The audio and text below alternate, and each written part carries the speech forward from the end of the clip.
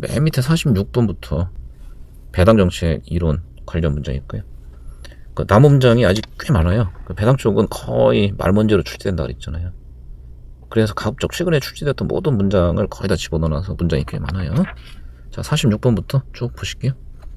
46번. 현금 배당을 지급하면 주가가 주당 배당액만큼 하락한다. 배당 지급 후 주가, 그 배당 락주가는 배당 부주가에서 주당 배당금 차감한 거죠. 맞죠? 따라서 현금 배당을 실시하면 주주부가 감소한다. 이렇게 돼 있네요. 완전시장 전제한다고 돼 있죠. 완전시장을 전제하면 배당 주고 안 주고는 실질적으로 주주부에 아무런 영향을 미칠 수가 없다. 두 개가 항상 대치되는 거죠. 배당을 주면 배당 소득을 얻는 대신에 그만큼 가격이 낮아진 주식을 수여한 거고, 반대로 배당을 받지 않으면 배당 받는 거에 비해서 현금 소득은 없지만 가격이 높은 주식을 수여하기 때문에 배당 소득과 주가를 합한 총 소득은 언제나 동일하다. 안전시장이면 현금 배당은 주주부에 영향을 미치지 못한다는 거예요. 감소한다. 틀렸어요. 194페이지. 이거 순서를 조금만 바꿔서 보는 게 나을 것 같아요. 50번 먼저 볼까요? 배당에도 MM 이론이 있죠. MM의 배당 이론, 배당 정책이 주주부에 영향을 미치지 않고 주주들은 배당 소득, 자본이득을 무차별하게 생각한다. 맞아요. 부관련 이론이죠. 이걸 통해서 48번, 47번, 49번을 좀 이렇게 연동해서 이해를 해보도록 할게요. 48번. MM의 배당 이론에 의할 경우 기업이 주주보다 더 높은 수익 얻을 수 있는 투자 기회를 가지고 있다면 배당을 줄이고 유보를 늘리는 게 유리하다. 48번은 MM 배당 이론에 의할 때 나머지 문장은 똑같은데 47번은 모형을 이렇게 바꿨어요. 고든의 주식가치 평가 모형이야. 나머지 문장은 똑같아요. 뒷부분 다시 볼까요? 기업이 주주보다 더 높은 수익을 얻을 수 있는 투자 기회를 가지고 있다. 이걸 단적으로 표현하면 현재 회사가 요 상태에 있다는 거예요. 회사가 보유한 투자기의 수익률이 주주들 수익률 또는 요거 수익률보다 더 높다 이거죠. 47번 고등 상황이면 자기자본비용 곧 유보로 조달하면 이 비용 부담해야 되는데 투자면 더 많이 벌 수 있다는 거예요. 가급적 유보를 늘려서 곧 배당을 줄여서 얘를 투자에 쓰는 게 기업 가치를 극대화시키는 방법이죠.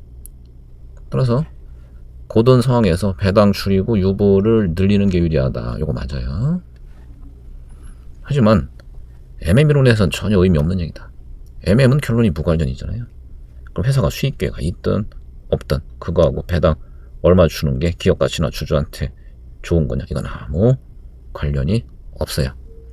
좀 똑같은 표현을 하고 있는데 MM에서는 이건 아무 의미 없다. MM에서는 비록 회사가 보유한 투자기의 수익률이 자기전비용보다 더 높다 하더라도 필요하면 배당 줘도 된다.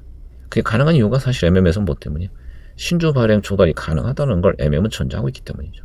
배당 주고 투자에 필요한 자금은 신주 조달에다가 메꾸면 해결이 되기 때문이에요. 근데 고든에서는 안 되는 이유가 뭐예요? 고든은 뭘 전제하고 있어요? 투자 자금은 반드시 유보이익으로만 조달 가능하다. 유보이익만으로 자금을 조달해야 된다. 이걸 전제하고 있는 거고, MM은 신주 발행 조달이 가능하다고 전제하기 때문에 이 차이가 생기는 거죠. 그래서 같은 문장이지만 MM 상황이냐 고든 상황이냐 이걸 잘 구분하셔야 돼요. 49번도 이 내용들과 좀 관련이 있는 문장인데 한번 보실까요? 수익성 있는 투자 기회를 많이 가지고 있는 기업일수록 고배당 정책을 선호한다. 수익성 있는 투자 기회를 많이 가지고 있대. 근데 고배당 정책을 선호한대요? 틀렸죠? 수익성 있는 기회를 많이 갖고 있다는 얘기는 가급적 이 기회를 활용하기 위해서 유보 투자를 해야 되는 거죠. 따라서 이제 유보 투자를 위해서는 배당을 줄이는 게 좋겠죠. 물론 MM처럼 완전 시장을 가정하면 무관련이야. 요거는 특정 이론을 얘기한 게 아니고 그냥 일반적으로 또는 현실적으로 어떨 거냐라고 이해하시면 돼요. MM이 무관련 이유는 완전 시장을 전제하고 있고 신주 발행 조달이 가능하다 이걸 전제하고 있죠. 현실은 불완전 시장이죠. 자기자본 조달 시 유보도 가능하고 신주 발행도 가능한데 MM에서는 완전 시장이니까 유보와 신조 발행은 완벽하게 대치가 되는 거야.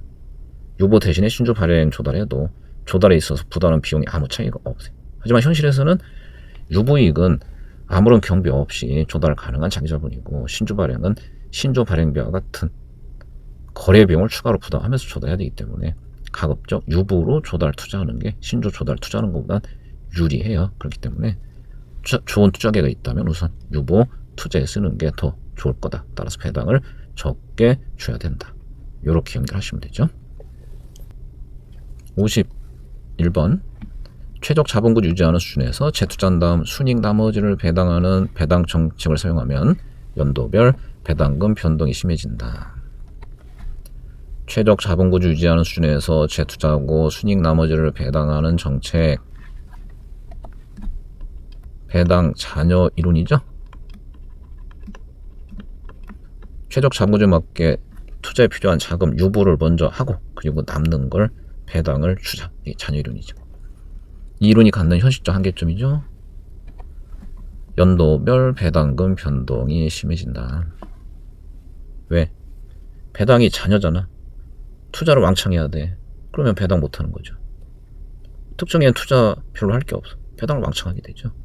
회사가 부여한 투자 기회에 따라서 매년 지급되는 배당금이 크게 변할 수 있다. 52번 배당 잔여 이론에 의하면 수익성이 높은 투자기를 다수 보유하는 기업의 배당 성향은 낮은 경향이 있다. 방금 얘기한 거죠. 수익성 높은 투자기를 다수 보유.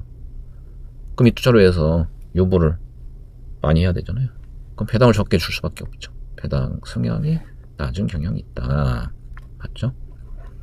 53번 일반적으로 기업들은 주당 배당금을 일정하게 유지하려는 경향이 있다. 안정 배당 정책이죠. 안정 배당 정책을 대부분 회사들이 구사하고 있다. 키워드 뭐예요? 주당 배당금을 일정하게 유지하는 거예요. 이거 꼭 기억하셔야 돼요. 안정 배당 정책을 예컨대 배당 성향을 유지한다 이런 거 아니에요. 한 주당 지급하는 주당 배당금을 유지하는 정책을 안정 배당 정책이라고 하고, 웬만한 회사들은 이런 정책을 사용하고 있다는 거죠. 아마 54번, 55번이 얘와 연관된 문장들일 거예요. 54번 안정 배당 이론에 의하면 기업의 순이익이 급증할 때 배당 성향이 단기적으로 감소하는 경향이 있다. 순이익이 급증할 때 배당 성향이 단기적으로 감소하는 경향이 있다. 해석되나요? 맞죠? 왜? 이익은 늘었지만 배당 지급액은 유지를 하잖아요. 그럼 배당으로 지급되는 금액에 비해 배당 성향은 내려가겠죠?